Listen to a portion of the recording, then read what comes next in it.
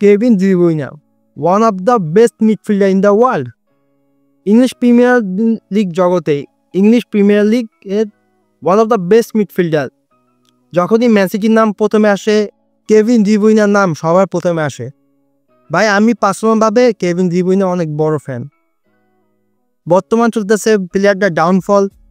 এক সময় তার যখন প্রাইম টাইম চলতেছিল ভাই, লেজেন্ড যারা লেজেন্ড তাদের কখনোই খারাপ সময় আসে না, যেমন লিওনেল মেসি, তেমন সেম টু সেম তারও কেভিন ডি ব্রুইনে, তারও কখনো ডাউনফল আসে না। অনেকে বলতে পারে যে এই তো খেলা খেলতেছে খারাপ, কিন্তু ভাই আমার কথায় আসে, প্লেয়ারটা ছিল লাস্ট 5 থেকে 6 মাস ইনজুরির ভিতর, তারপরও কোনো রকম ম্যান সিটিকে সার্ভিস দিতেছিল। লাস্ট সিজনে প্লেয়ারটা মাত্র 26টা ম্যাচ খেলছে, সেখানে 8টা গোল প্লাস অ্যাসিস্ট। 8টা 26 ম্যাচে ইনজুরি নিয়ে খেলতেছে, 26 ম্যাচে মাত্র 8টা অ্যাসিস্ট। ভাই এটা অনেক খারাপ স্ট্যাটাস না? লাস্ট 2 ম্যাচে সে পাসিং খারাপ খেলতেছে, মানি আমি নিজের চোখে দেখছি, লাস্ট পাসিং খারাপ খেলতেছে, কর্নার থেকে বল মারতেছে, উল্টা দিকে যাইতেছে, শুট মারতেছে, প্লেয়ারের গায়ে লাগতেছে, পাস দিতে আছে, অন্যজনকে পাস দিতেছে, মানি আমি। কিন্তু লাস্ট 2টা ম্যাচ যদি বাদ দিয়ে দেন আপনি, এর আগে 2টা ম্যাচ যারা খেলছে, ভাই প্লেয়ারটা স্ট্যাটাস হলো 8.4,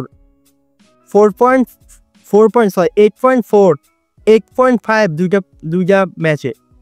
তা আপনারা কেমনে বলতে পারেন যে তার ডাউনফল চলতেছে? মানি সে খারাপ পারফরমেন্স করতেছে বর্তমানে, আমি মানি ভাই, অনেকে বলতে সব ইউটিউবাররা বলতেছে মানি, কিন্তু ভাই এই 2টা ম্যাচ বা এই একটা সিজন দিয়ে একটা প্লেয়ারকে জাজ করা যায় না। একটা প্লেয়ারকে এই একটা সিজন দিয়ে জাজ করা যায় না। যেই প্লেয়ারটা 2016 সাল থেকে সার্ভিস দিতেছে, যেই প্লেয়ারটা বিগত 5 থেকে 6 বছর ধরে যে প্লেয়ারটা নিয়মিত সার্ভিস দিতেছে, একটা দিন নাই, একটা ম্যাচ নাই যে বলতে পারবে যে ও ছাড়া ম্যান সিটি উইন হতে পারবে। লাস্ট টাইম ট্রেবল জিতছে রিয়াল মাদ্রিদের সাথে, প্রথমে 1-1 ড্র করছে এই ম্যান সিটি, দেন তাদের ম্যান সিটি হোম গ্রাউন্ডে আসছে, তারপর 4টা গোল দিছে। ভাই আপনি একবার চিন্তা করে দেখেন, রিয়াল মাদ্রিদের হোম গ্রাউন্ডে রিয়াল মাদ্রিদ 1 গোলে লিড নিয়ে আছে, কেভিন ডি ব্রুইনে 67 মিনিটে যে গোলটা দিছে, ভাই সেই এইসব অবদানের কথা চিন্তা করলে একটা ম্যাচ দিয়ে একটা প্লেয়ারকে জাজ করা যায় না। আপনারা যদি ট্রু ফুটবল ফ্যান হয়ে থাকেন, ভাই একটা ম্যাচ একটা সিজন দিয়ে একটা প্লেয়ারকে জাজ করা যায় না। কেভিন ডি ব্রুইনে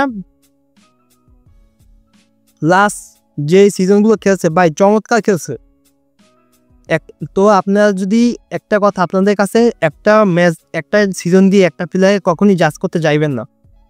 ভাই আপনি একটা জিনিস সেন্সে রাখতে হবে, আপনার মাথায় একটা জিনিস রাখতে হবে, প্লেয়ারটি ইনজুরি হিসাবে, ভাই ইনজুরি নিয়ে আসছে, 5-6 মাস বেঞ্চে বসে ইনজুরিটা কাটাই আসছে একটা প্লেয়ারের, স্বাভাবিক।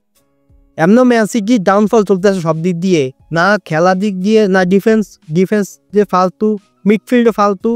ম্যান সিটি একটা বসে শুধু ঠিক আছে রদ্রি, ব্যালন ডি'র জয় রদ্রি, ম্যাচ হারলেও সেম দোষ, রদ্রি নাই, ঠিক আছে? তো শুধু একটা প্লেয়ারের উপর দোষটা দিয়ে লাভ নাই ম্যান সিটির।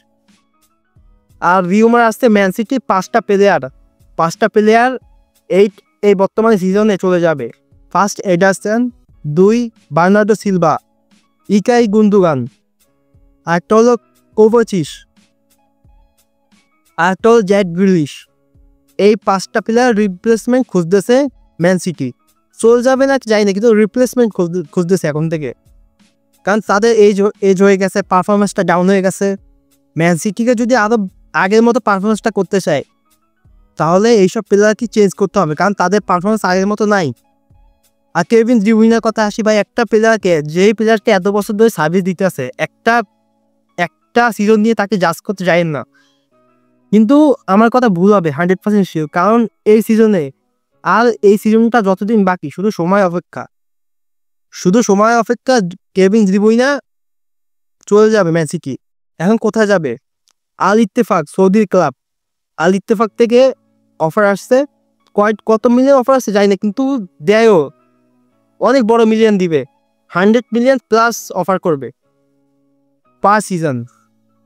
ইন্টার মায়ামি, ডিয়াগো নামে একটা আছে ভাই, মাথা আসতেছে না, ডিয়াগো নামে একটা ক্লাব আছে ইন্টার মায়ামি, MLS সেই ক্লাবেও যাওয়ার অফার আসছে। কিন্তু কেভিন ডি ব্রুইনে বর্তমানে ম্যান সিটি থাকার যোগ্য ছিল, এখন বর্তমানে যায় না, কারণ তার পারফরমেন্সটা লো। আর ম্যান সিটি নিজ থেকে চাইতেছে না যে ও থাকুক, কারণ বিগত কিছু ম্যাচ ধরে সে ইঞ্জুরি নিয়ে খারাপ অবস্থা, প্লাস বড় ম্যাচগুলো মিস করতে শুধু ইঞ্জুরির কারণে। তো যেই প্লেয়ারটা এতদিন সার্ভিস দিতে পারতেছে না ভাই, বেঞ্চে বসাই তো একটা প্লেয়ারকে ফ্রিতে টাকা দেওয়া যায় না ভাই, সব কিছু টাকার দাম আছে। ম্যান সিটি ভাই কখনোই বা যে কোনো ক্লাব একটা প্লেয়ারকে বেঞ্চে বসে টাকা দিবে না, যে যতমানের প্লেয়ার, বড় প্লেয়ার হোক, লিওনেল মেসি হোক বা ক্রিস্টিয়ানো রোনালদো হোক ভাই, কোনো প্লেয়ারকে বেঞ্চে বসাইয়া কোনো টিম প্লেয়ার টাকা দিতে চাইবে না, কোনো ক্লাব।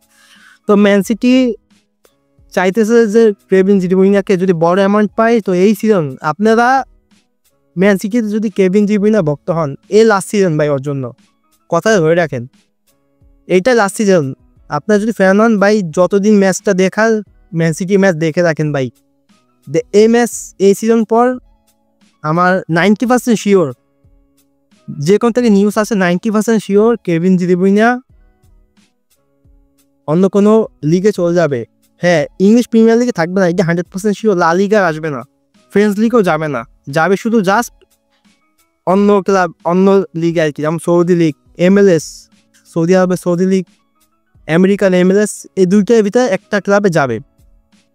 তো এটাই, দেখা হচ্ছে পরের ভিডিওতে। আর পারলে লাইক দিয়ে দিন, যদি ভালো লাগে লাইক দিয়ে, না লাগলে দেওয়ার দরকার নেই, কারণ যদি ভালো না লাগে তাহলে একটা কমেন্ট করে যাই, জাস্ট নেক্সট ভিডিওতে আমি ইমপ্রুভ করবো। আর আমার ইউটিউবে এইসব ক্যামেরার সামনে একা একা কথা বলছি, এখন যে কথা বলতেছি ক্যামেরা দেখে একা একা কথা বলতেছি, অভ্যাস নাই। তো যদি ভালো লাগে তাহলে বলিয়েন, আর চ্যানেলটা পারলে সাবস্ক্রাইব করিয়েন। টাটা।